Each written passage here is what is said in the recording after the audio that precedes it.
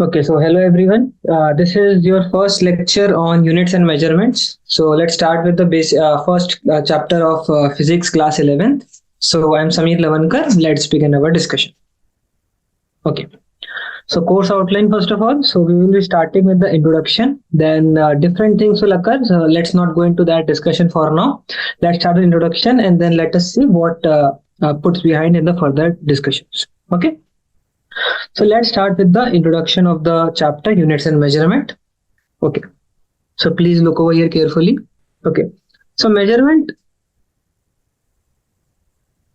of any physical quantity involves comparison with a certain basic arbitrary chosen internationally accepted reference standard called unit. Okay. So this is just the definition of unit been explained to you. Right. So basically just to let's say I need to let's say this is some length given to you. You need to find out what is its complete length, right? You need to find out some answer. Let's say what to denote this location, what to let's say for now we know this. Let's say I explained to you as this is 5 meters, but what is this 5 meters? From where does this meter come into picture? Why it is being accepted as meter in India also, meter in Spain also, meter in France also? What was the basic calculations done behind this? What was the history behind this? Everything will be explained in this chapter. Fine. So let's begin the discussion directly. Okay. So measurement of any physical quantity involves comparison with certain basic arbitrarily chosen internationally accepted reference standard called unit. The result of a measurement of a physical quantity is expressed by a number. As we know, let's say I say it as 2 kgs, or let's say I take it as what we can say 5 meters. So all these are nothing but numbers being utilized to understand some different physical quantities, right? Okay. Accompanied by a unit. What does this unit explain to you? This unit is nothing but, let's say, meters, let's say kgs, etc. Okay. Although the number of physical quantities appear to be very large, we need only a limited number of units. What are these units will be explained in subsequent slides. So basic crux of this third line is that although there are many physical quantities, which will also be some of those physical quantities will be explained to you in the table in the subsequent slides. But for now, just to understand this concept, we can understand it that only few fundamental units are required, and using those fundamental units we can derive all the other physical quantities required for our usage. Okay. So although the number of physical quantities appears to be very large, we need only a limited number of units for expressing all the physical quantities, since they are interrelated with one another. Okay, so how are they interrelated is one of the topic to be understood in this chapter. Okay. The units for the fundamental or base quantities are called fundamental or base units. So these are just those base units. Through some calculations or through some modifications, we try to find out different sets of all the physical units which are required. Fine, so this is one of the definition. Now, the units of all other physical quantities can be expressed as a combination of the base units. How it will be explained will be done to you. Okay. Next thing is, so this thing is also explained. Next thing is, such units obtained for the derived quantities are called derived units. Okay, so basically the usage of this fundamental or base unit will be utilized in the calculations or derivation of your derived quantities or derived units. Okay, a complete set of these units, both the base units plus derived units, is known as system of units. Okay, so this is the first basic part. So basically base or fundamental plus derived gives you system of units. So now let us try to understand each and everything. So first of all, we'll try to understand the fundamental or base units, and then we'll try to understand these derived units. So let's start the discussion from there. Okay, the first thing to be understood is international system of units. What can be understood from the name itself? It can be understood that, okay, international as in this system of units. Okay, let's first understand this. The system of units basically means that there would be some fundamental units, there would be some derived units, and those are called as your system of units. What does international system of units refers to you? Here, this refers just simply to the explanation that these system of units are being utilized or are being used in all over the world. So even if you go to India, you will go to Spain, you will go to Portugal, anywhere else, if internal system units are being used, then their 5 meter is also equal to our 5. This is just the explanation of what are internal system units mean. Okay, let's move on. So international system of units. In earlier time, scientists of different countries were using different system of units for measurement. So why was there a use to derive, or why was there a use to make these internal system of units? This was the basic reason, because they all different scientists of different regions were using different systems of units. It was rather difficult to understand what is 5 pounds there and what is 5 kgs here, what is, let's say, 3 foot there and 7 meters here. So it was being a little difficult to understand all these calculations. So 3 such systems, the CGS, the FPS or British system, and the MK system were in use extensively till recently. Okay, so basically before the evolution or before the discovery, or let's say before the modification, when this SI unit or international system units were being made, these 3 forms of systems were being used, called as CGS, FPS and MKS. Okay, you can understand this concept from this also, that the basic units for length, mass and time in these systems were as follows. As you can see from the name itself, CGS. So C is your centimeters, G is your grams, S is your second. Next is FPS. FPS what means? FPS means F is foot, P is pound, S is second. What does MKS mean? MKN is just meters, kilograms and second respectively. Right?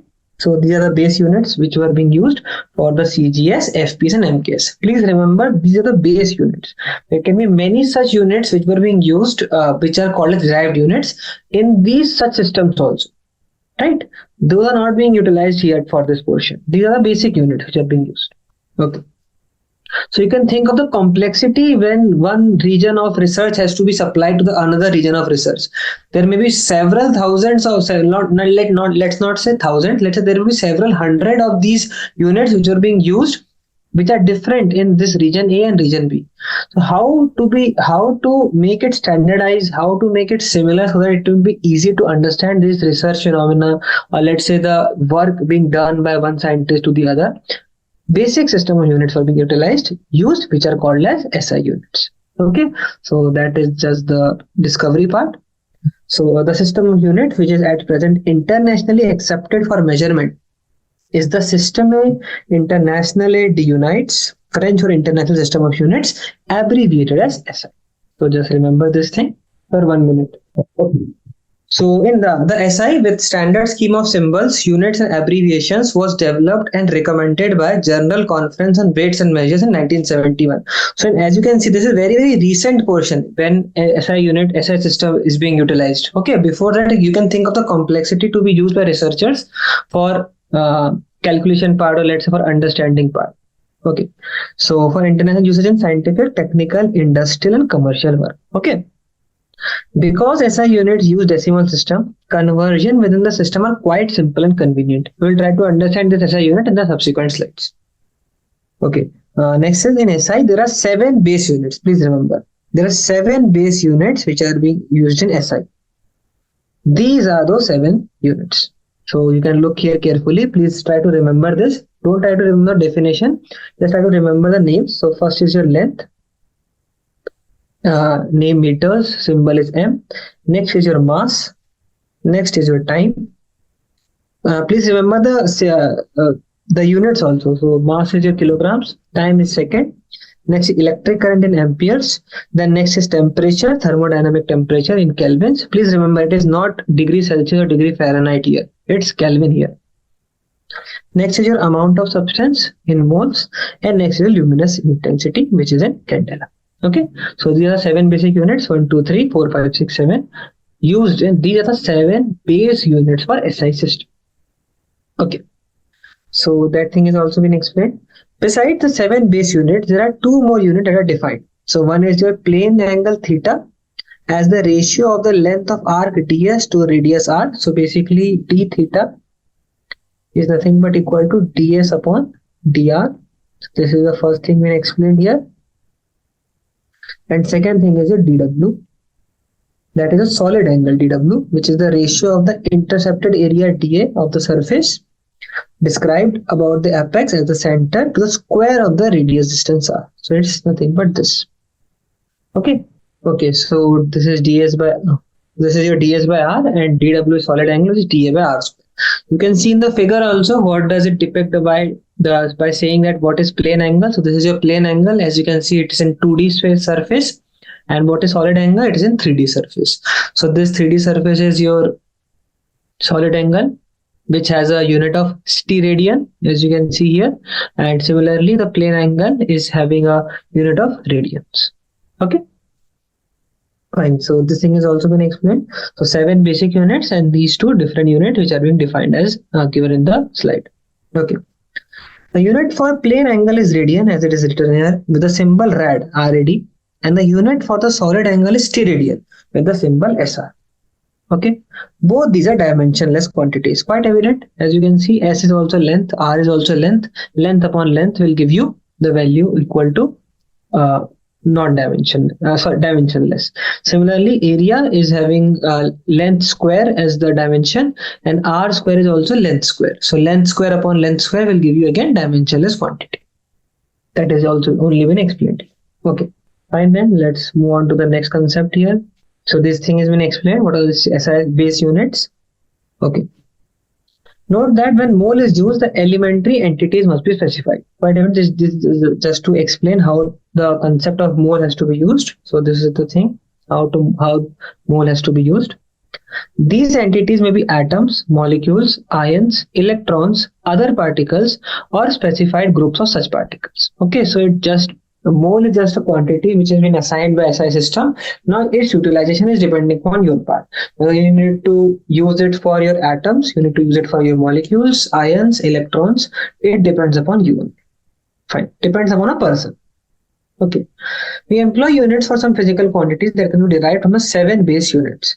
Some derived units in terms of SI base units are given in first table. So this is your first table being explained here. This is the first table. So as you can see, please refer here. Nothing to be memorized here. It is just for your understanding part. So as you can see, these all are the physical quantities which are called as derived units. Why it is called as derived units? Because these are being used or being modified or being calculated using the fundamental units. What were the fundamental units? These were your fundamental units. These 7 are your fundamental units. Also, apart from this, usage of these fundamental units along with plane angle and solid angle is being used to calculate or to find out these derived quantities. Okay. It is written here also. Some SI derived units express in SI based units. Okay. So let's say like area, volume, specific speed, velocity, angular velocity, acceleration, etc. These all things, as you can see, square meter. So because it is, let's say, this is meter square. We know that fundamental unit being used here is, let's say, write it as FU. Fundamental unit used here is M, or let's say length. Right? Similarly, if I use it for meter per second, what is here? One is your length, and next is your time. So these 2 things are being used for the calculation, not the calculation, for the making of this new derived units. Okay. Okay. Next thing is, so this thing is explained, this thing is explained, this thing is explained. Okay. Some SI derived units are given special names, and some derived SI units make use of these units with special names and the 7 basic units. Okay. So that thing is, as you can names are being used. So these are just names only. As you can see, force. So force is what? Force is newtons, right? So this Newton is nothing but kg meter per second square. So as you can see, mass, length, and time. These are nothing but your fundamental quantities. So these are nothing but derived quantities which are being used, which uses fundamental unit quantities for their modification or for their involvement. Okay. And next thing is that some SI derived units by means of SI units with special names. Okay. So as you can see, magnetic moment. So magnetic moment is nothing but joule per Tesla, right? If we use it by expression of SI unit, it's nothing but meter square into area. So these are just, you need to understand, these are just for reference part only, that you can understand that fundamental quantities are different, derived quantities are different, and derived quantity uses fundamental quantities. Okay. Some fundamental quantity are directly by name only, as you can see these things here, and something are given special names. Okay. Right. Next thing is other units retained for general use are given in table below. Okay, so these are just different units again, as you can see. Common SI prefixes and symbols for multiples and submultiples are given in the table next page. Okay, so these are just the units. The symbol is also given to you. Here also, this, as you can see, symbol is also given to you. Okay, fine. Let's move to the next concept, that is measurement of length. Now we will try to understand more deeply how length is being measured in physics. Okay, so one thing, how we are going to the very basic of when it was first being measured, what was basically length being utilized, why it was called as 1 meters. Now, if it is called as 1 meters, then what are the different denotions like meters, centimeters, etc. Everything will be understood in this chapter. Fine, then let's start with the third subtopic of this lecture, that is measurement of length. Okay, please listen it very carefully, because okay, so this measurement of length is divided into two types, two parts. First is your measurement of large distances, and second is your measurement of small distances. Small distances is in the measurement of molecular based distances. So we'll try to understand both these methods. Okay. So you are already familiar with some direct methods for the measurement of length. For example, a meter scale is used for lengths from 10 to the power minus 3 to 10 to the power 2 meters. Okay. So what does a meter scale mean? A meter scale simply means a ruler which starts from 0 goes to 1 meter. I can also write it as which starts from 0 goes to 100 centimeters, right? So this is a meter scale, but these meter scales can be used. These meter scales can be used for various portions also. So the range of lengths which can be calculated or measured using a meter scale is 10 to the power minus 3. Why it is 10 to the power minus 3? There is a concept called as least count, which you will understand in subsequent slides. So the least count of this meter scale is 10 to the power minus 3 meters. So what does the least count? As you can see from the wordings also, least count, that is the minimum amount measurable device can measure. The minimum amount of physical quantity that a measurable device can measure is called as a least count. So there can be several definitions of least count. I am just telling you which is appropriate for this usage here. Okay, so meter scale can be used for measurement of 10 to the power minus 3 meters, because the least count of this meter scale is 10 to the power minus 3 meters. And the final, it can go on to measurement of 100 meters. Okay. Right. Next thing is a vernier caliper.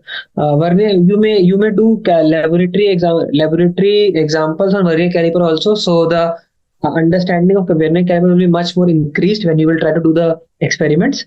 For now, just let me explain. So vernier caliper is being used for the measurement of such substances which are very much smaller, even which cannot be calculated using the least count of meter scale. Okay. So vernier caliper is used for length to an accuracy of 10 to the power minus 4 meters. So you can even calculate the value of 2 into 10 to the power minus 4 meters using a vernier caliper, but you cannot use a meter scale to calculate this length. Meter scale cannot be used. Okay. Next thing is a screw gauge and a spherometer can be used to measure lengths as less as to 10 to the minus 5. Okay, so again, screw gauge will be explained to you in the laboratories also. So you can try to understand this concept there also.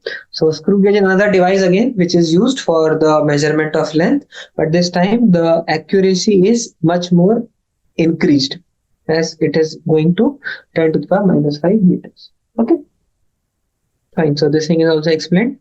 Next thing is to measure lengths beyond these ranges, we make use of some indirect methods. Okay, so now these indirect methods will be used when the lengths are either very, very high or very, very less.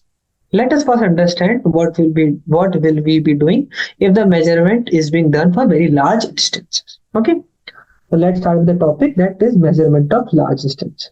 Okay. So large distances such as the distance of a planet or a star from the Earth cannot be measured directly with a meter scale. Quite evident, you cannot use meter scale. Why we cannot use? Because that distances are in kilometers. As you can see, the range of meter scale to be utilized is till 100 meters. Where is 100 meters? Where is kilometers? Right? Hence, we need some indirect method for these calculations. One of the methods which is being utilized is known as parallax method. Right? So let us try to understand what is this parallax method. You can do this observation which has been explained in the third point simultaneously as you learn from this lecture. So when you hold a pencil in front of you against some specific point on the background, a wall, and look at the pencil first with your left eye and then look at the pencil through your right eye, closing the right eye in the first and left eye in the second, you will notice that the position of the pencil seems to change with respect to the point on the wall. Let us try to if I can make an explanation by using a diagram. It is quite evident. You can just directly understand this also. Let us say this is a pencil and we are viewing it from this location like this. Okay. So let us say in first scenario, I am watching this with my two eyes, right? So what happens is that let's say these are my two eyes, right? What happens is because of joining, this is being observed at this location. Let us. In the second scenario, let me change the color for this. In the second scenario, what will happen? Let us say I close this. Then what will happen? I'm just viewing from this location, and hence we will see that the position is being changed a little bit. In the third scenario, what will happen? Let me change the color again. Let's say I close this, then what will happen? The location will change again. So as you can see, in real life scenario, in real case scenario, there is no change in the position of the pencil. That means the distance from your eyes to the pencil would be same only. But just because there is an inclination change or there is an angle change, we might say that there is a change in the position. This change in position, this erroneous result is called as parallax. Okay, so you can just even try directly only, just keep your pencil in front of you and just try to close your left eye once, try to close your right eye once. You can see that there's a change in the position of the pencil, even though the exact real position has not been changed. It is being observed such that there is a change in the position. Right, so this thing is going to explain. Okay, so this is called as parallax. Please remember, so this thing is called as parallax. The distance between 2 points of observation is called the basis. So as you can see, this is the distance between the 2 points. Okay, so what we are trying to understand from this situation here, we are just trying to understand, let us say these are the two eyes, right? If these are the two eyes, the distance between these locations, as you can see, these are the 2 points of observation. So first of all, this was a point of observation, then this was the point of observation. The distance between them is denoted by b. This is just to calculate the value of the length for large distances, right? And let's move on then. So this is the first explanation being done. Next thing is, in this example, the base is between the eyes, which I just explained to you.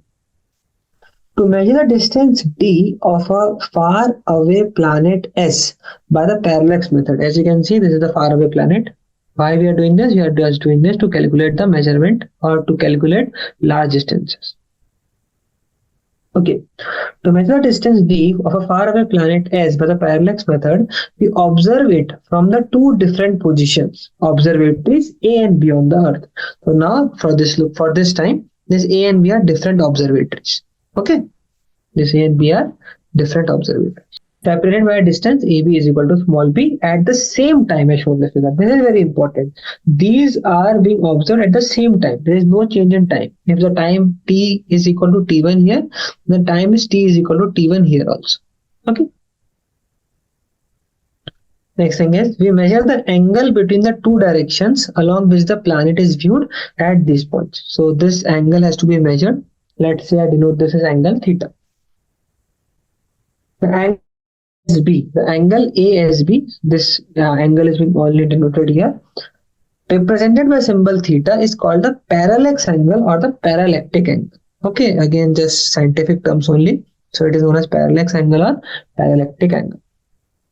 as the planet is very far away, small b by capital D is very, very less than 1. Quite evident, because this b will be very, very small, or let us say this capital D will be very, very high.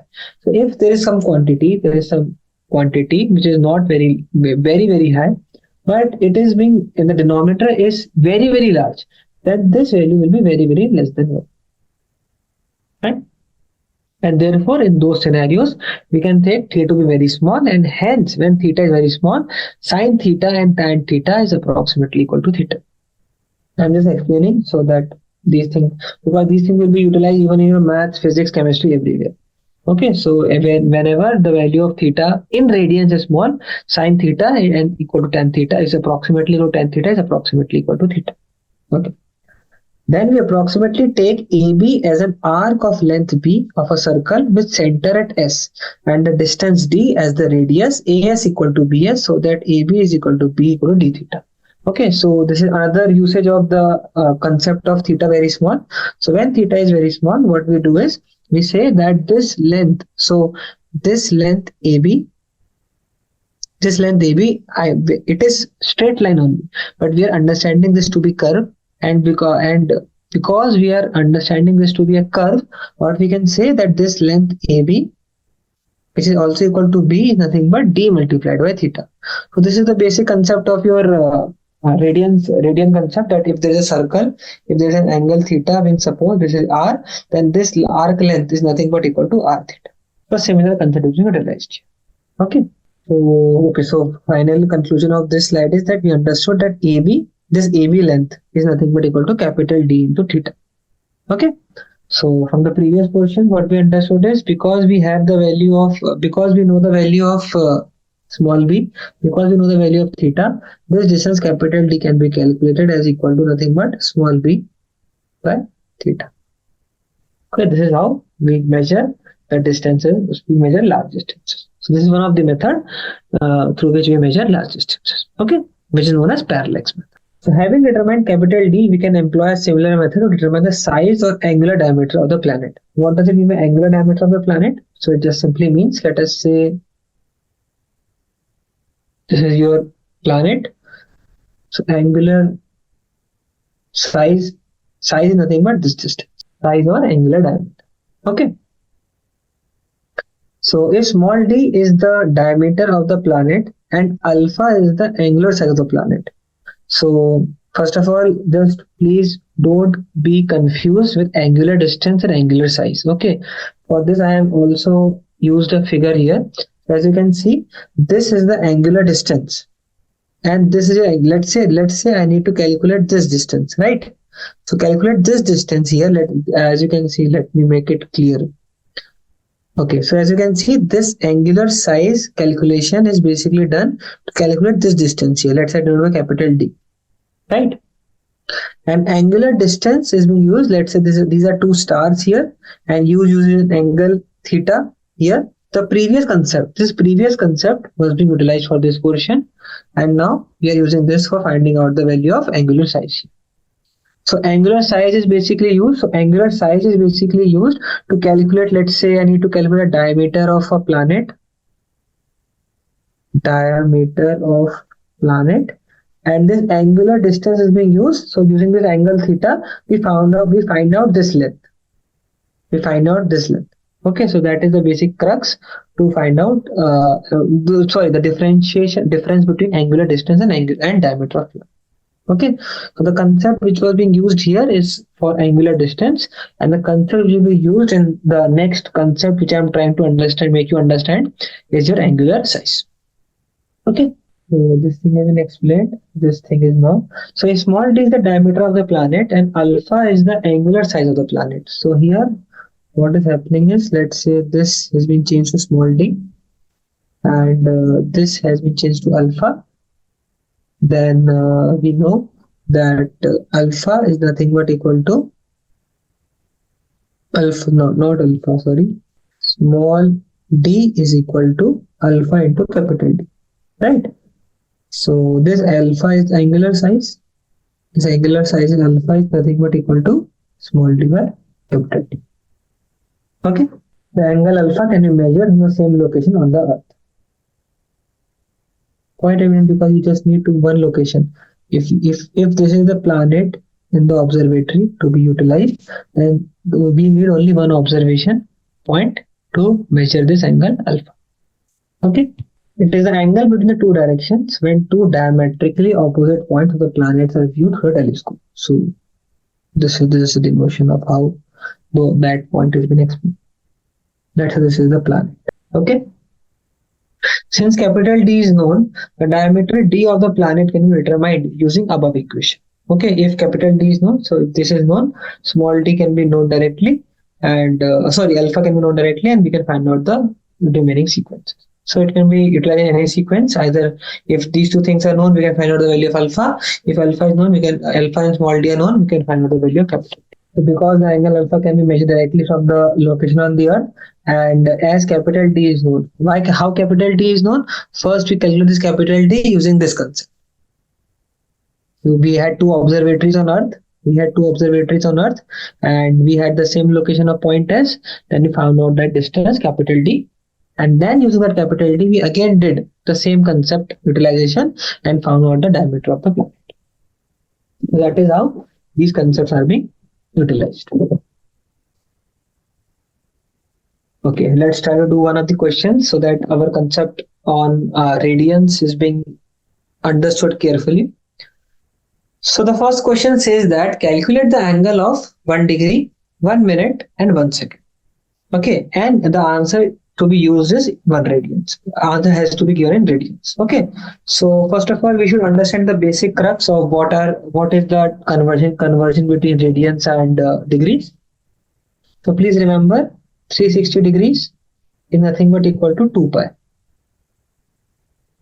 radians. Okay, so what is being utilized as if let's say I go from this location to this location, let's say I go from A to B, then the amount can be said either as 90 degrees or it can be said as equal to one way can be nothing but it will be nothing but your pi by 2 radians. In initial portions, it will be rather difficult to understand this. So just what you need to do, you just use 90 multiplied by 2 pi by 360. And you will get it as pi by 2. Fine. So just do these calculations and you will get the answers. Fine. So that is also already given to you. So first thing we need to know is that 360 degree is equal to 2 pi radians. Next thing we should know is that 1 degree is nothing but equal to 60 minutes. Minute is being denoted by using a dash, and similarly 1 minute is equal to 60 seconds. Second is denoted by double dash. Fine. So now it's just calculation part remaining here. So as we know for 1 degree, so what will happen? Let's say I use this scenario only. Say 360 degrees is 2 pi radians, then 1 degree is nothing but equal to 2 pi by 360, or it's pi by 180 radians. If I do the mathematical calculations, you will get the answer as equal to 1.745 into 10 to the power minus 2 radians. Next thing is for 60 seconds. So basically, if we know that 1 degree is 60 minutes, so 1 minute is nothing but just 1.745 into 10 to the power minus 2 divided by 60. Just divide this portion by 60. You will get the answer as equal to 2.91 into 10 to the power minus 4 radians. Similarly, for 1 second, what you will do is just divide this value by 60. You will get the answer minus 6 radians. Plus calculation portions, if you know the basic concept that 360 degrees is equal to 2 pi radians and 1 degree is 60 minutes, 1 minute is 60 seconds. Right? Let's move. Now let us try to do one question based upon the measurement of length only so that we can understand the concept of parallax method. Okay. So please refer to the question here. So the question says that a man wishes to estimate the distance of a nearby tower from him.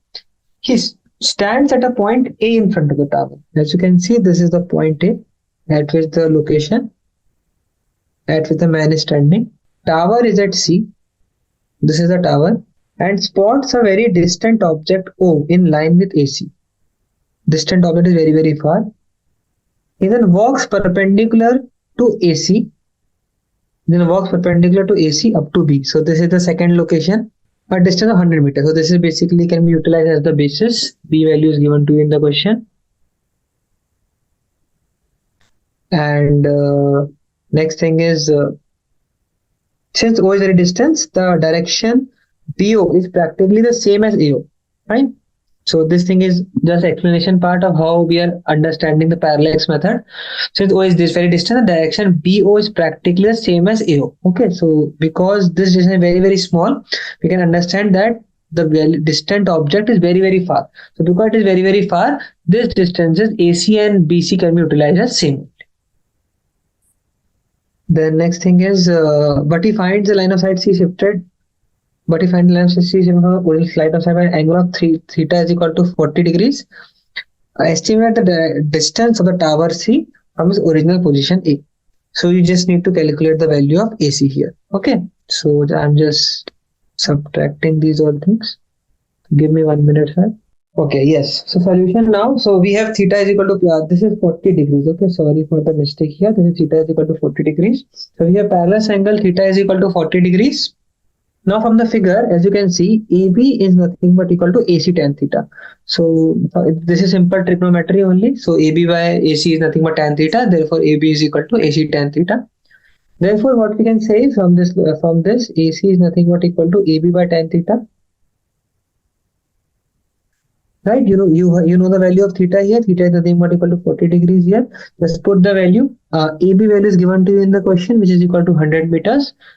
Put again, so it will be nothing but equal to 100 meter upon 0.8391, which is equal to 119. Okay, so that is how distance can be measured. Here, just the use of theta was that because the value is not changing with time, or because the distant O is very far, you can directly use the simple trigonometry concepts and solve the question. Okay, let's move on to the next question. I think this is, okay, 2 questions are remaining. Okay. Fine. So let's understand this question again. So this is just for practice of your radians concept, because radians concept are a little bit tricky to be understood at first sequence. So that's why we are trying to understand, because till now we only did questions based on degrees, right? Radians is a new topic for us. That's why we are trying to understand concepts of radian here. Okay. So the question says that the moon is observed from 2 diametrically opposite points A and B on Earth. Okay, let's say this is the moon. Okay, the angle theta subtended at the moon by the 2 direction of observation is 1 degree 54 minutes. This angle theta is given to you as 1 degree 54 minutes. Given the diameter of the Earth to be about 1.276 into 10 to the power 7 meters.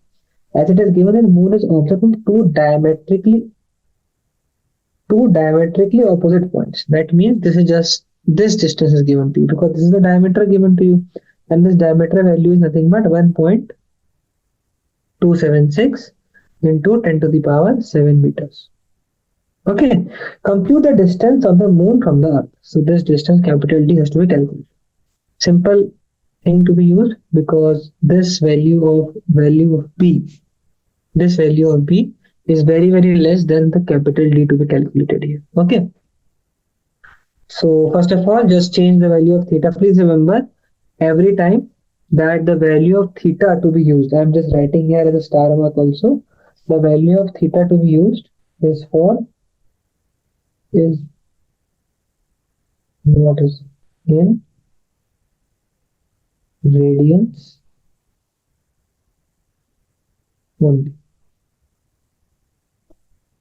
Okay, so this is the important point to be considered here. The theta to be used is always in radians only. Okay. So just do the calculation. So now how to do the calculation? Just let me explain it again here. So theta is nothing but equal to 1 degree 54 minutes. Right? You can change it equal to, just try to change it. So 1 degree will change it to 60 minutes. 60 minutes plus 54 minutes will give you 114 minutes. Right? 114 minutes either can be directly used by this, as we know that 1 minute is 2.9 into 10 to the minus 4 radians. So you can directly use it here. So this can be changed into 2.91 into 10 to the power minus 4 radians. And you will do the calculation. You will get the answer as equal to 3.32 into 10 to the power minus 2 radians. Fine. You know the value of theta now. Now after this. Okay, after this, as B is given to you in the question, which is 1.273 10 to the power 7 meters. Hence, we have the Earth Moon distance is equal to capital D, which is small b by theta. How it is being used, how it is being utilized here, we are just using the basic concept of reflex, this radian that distance capital D, sorry, distance small b is nothing but equal to capital D to theta. Therefore, capital D is nothing but equal to b by theta. We know the value of b, we know the value of theta. Just put the values. You will get the answer is equal to 3.4 into 10 to the power 8. That is the distance of the moon of the earth. Okay. Let's go to the next question. Okay, next question says that the sun's angular diameter is measured to be 1920 seconds. The distance d of the sun from the earth is 1.496 10 to the power 11 meters. What is the diameter of the sun? Okay, so how to explain this question? Let us say this is the sun. Let us say this is your earth. Let us say this was my observation point. The angular diameter is given as, so this angle alpha is given to you as 1920 seconds. The distance d of the sun from the earth, this capital value of d, is given to you as 1.496 into 10 to the power 11 meters. What is the diameter of the sun? This value, let's say I write b would be. This value of b is asked. Okay. So again, simple mathematical calculation only, parallel will be used, and this distance is nothing but equal to capital D into alpha. Okay. Thus, please remember that just you need to calculate the value of alpha in radians. Okay. So as the answer is given in seconds, you can directly multiply by 4.85 to the power minus 6 radians. How those values come? This value to utilize directly 4.85 into 10 to the power minus 6 radians. Therefore, alpha is nothing but equal to 1920 seconds, and you got the answer of alpha is equal to 9.31 into 10 to the power minus 3 radians. Now, sun's diameter will be nothing but equal to small d, which is equal to small alpha into capital D, and hence that will be equal to 1.39 into 10 to the power 9 meters. That is alpha into capital D. Alpha value you have calculated. Capital D is given in the question as 1.496 into 10 to the power 11 meters. And hence answer is 1.3 10 to the power minus 9 meters. You can see the enlargement. How large is the diameter of the sun? It is in 10 to the power 9 meters. You cannot measure this using a meter scale, right? That's why you need indirect methods. That method is for large distance was parallax. Fine. So now let us move to the next concept, that is the estimation of very small distance. Okay, so these distances are such smaller that this cannot be measured using a vernier caliper or let's say screw gauge, etc. Okay. So let's understand this concept now. To measure a very small size like that of a molecule, so the range is also given to you 10 to the power minus 8 to 10 to the power minus 10 meters. We have to adopt special methods. What are these special methods? We cannot use a screw gauge or similar instruments as I have already explained to you. Even a microscope has certain limitations. A microscope also cannot be used to look at the atom. So these ranges are given you for the atoms. Okay. So an optical microscope uses visible light to look at the system under investigation. Okay, so this is the theory part. As light has wave-like features, the resolution to which an optical microscope can be used is the wavelength of light, because it has wave-like features. So maximum it can see is maximum thing which an optical microscope can see clearly is just till wavelength of light. We know that the range visible light, the range of wavelength is from 4000 angstroms to 7000 angstroms. Right? Please remember this. This is for future parts also. 1 angstrom is nothing but equal to 10 to the power minus 10 meters. Okay. Here, hence an optical microscope cannot resolve particles with sizes smaller than this. So the minimum which an optical microscope can go is just till 4000 angstroms. What is 4000 angstroms? It can just go until this meters. We need in the range of 10 to the power minus 10 to the power minus 10 meters. How to go at a much smaller distances. Let's understand that thing now. So instead of a visible light, we use an electron beam. Okay, what does the electron beam do? Electron beam can be focused by properly designed electrical and magnetic fields. The resolution of such an electron microscope is limited finally by the fact that electrons can also behave as waves. Okay, so this is the theory part. Now we will try to understand that how we will try to find the distances for the small distances. Okay, now let us understand. So the wavelength of an electron can be as small as fraction of an angstrom. What do you think by fraction of an angstrom? So it is, let's say, 0.1 to 0.9. Let us say, I'm just giving you an example. So this is a fraction of an angstrom, not even 1 angstrom. Okay, such electron microscopes with a resolution of 0.6 angstroms have been built. Okay, so we have till today date, we have such electron microscopes with a resolution of 0.6 angstroms. How it is different from optical microscopes? Optical microscope uses visible light. Electron microscope uses electron beam.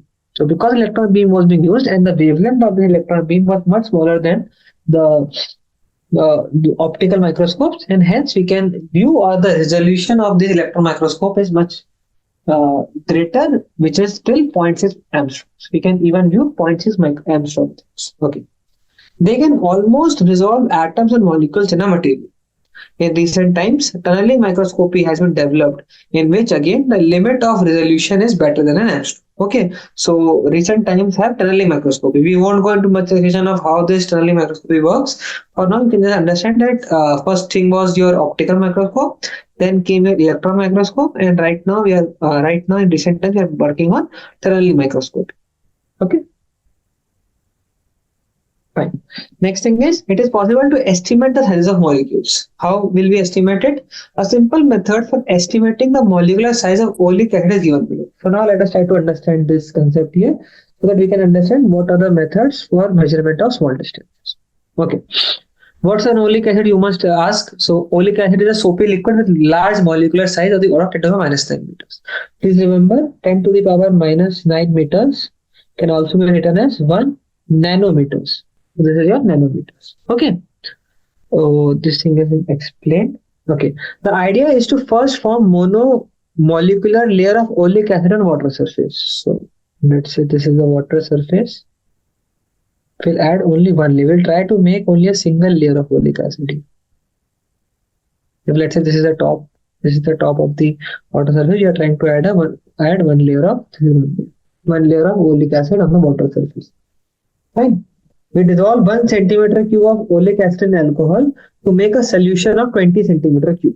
Okay, so these are just the theoretical procedures. We won't go into much discussion here. Just try to understand it. There is nothing to mug up here. Okay, so what we are doing, we are just trying to dissolve 1 centimeter cube of oleic acid in alcohol to make a solution of 20 centimeter. Now, then we take this 1 centimeter cube of solution and dilute it in 20 centimeter cube using alcohol. So the concentration of solution is 1.20 to 20 of oleic acid per centimeter cube solution.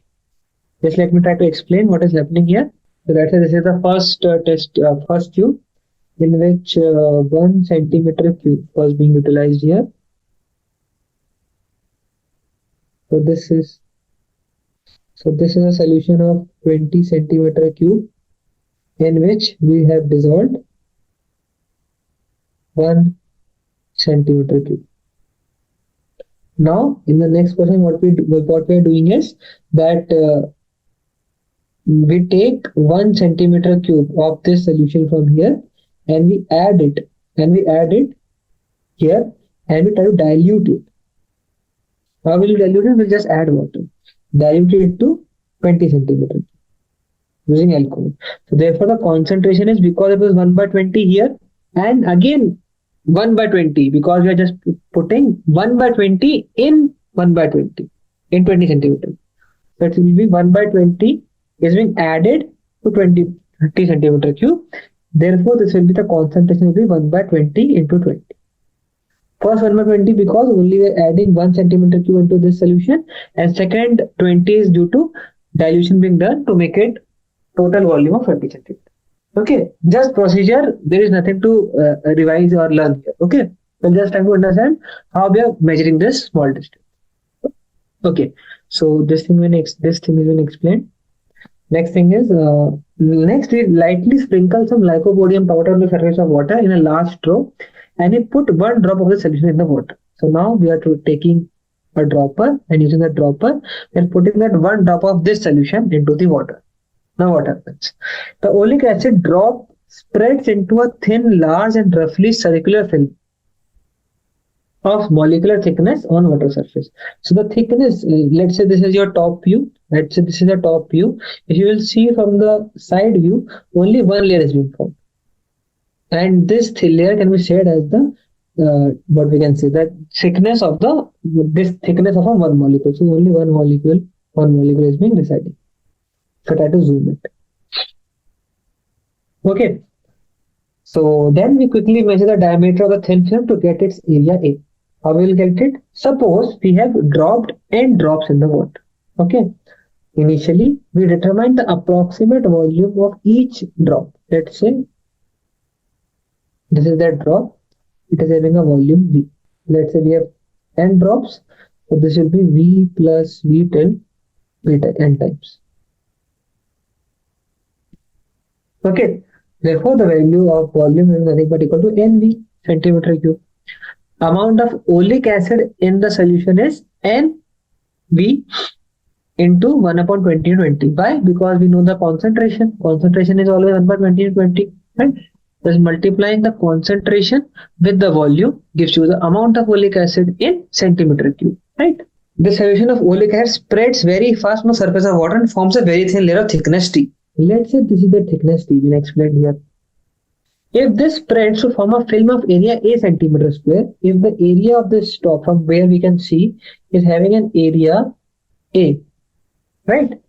Then the thickness of the film is, we know that volume is nothing but equal to area multiplied by thickness. Therefore, thickness will be nothing but equal to volume divided by area, right? We know the volume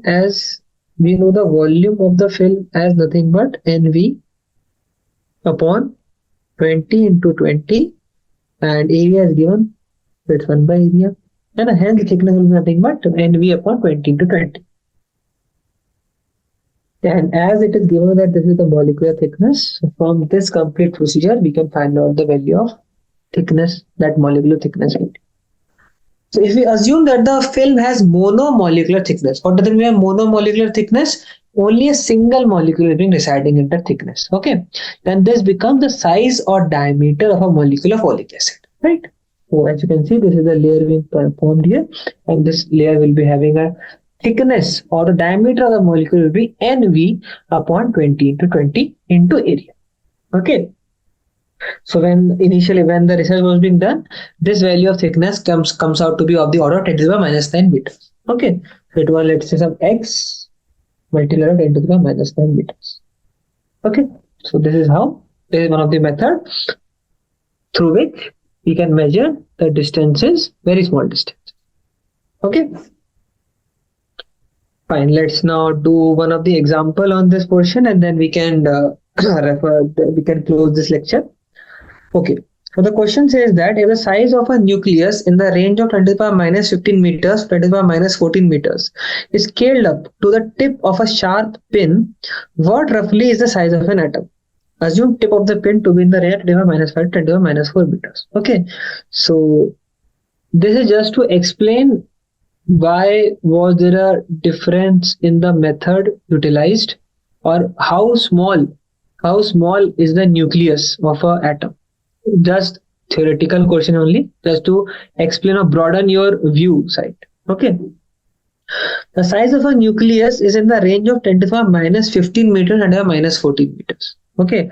Don't look to the question now, just try to understand a solution. I will try to, after understanding the solution, you can understand what the question is being depicting about. Okay. So the size of the nucleus is in the range of 10 to the power minus 15 meters and 10 to the power minus 14 meters. It's a theory knowledge given to you now. The tip of a sharp pin is taken to be in the range of 10 to the power minus 5 to 10 to the power minus 4 meters. Okay. That means there is a scaling of 10 to the power 10 meters. How the scaling has been done? It is just done like this. So it's 10 to the power minus 5 upon 10 to the power minus 15 to 10 to the power minus 4 upon 10 to the power minus 14. So as you can see, both will give you the result 10 to the power 10. What does it mean? It just simply means that an atom roughly of size 10 to the power minus 10 meter will be scaled to a size of 1 meter. Okay, so thus the only thing which is required is this last line. Just refer to this last line and then it will be okay. Thus, a nucleus in an atom is as small in size as the tip of a sharp pin placed at the center of a sphere of radius about a meter. Okay, I will try to explain this concept using a diagram also. But what they're just trying to make you understand is how small is a nucleus. Okay, so let us say we have a sphere which is having 1 meter radius.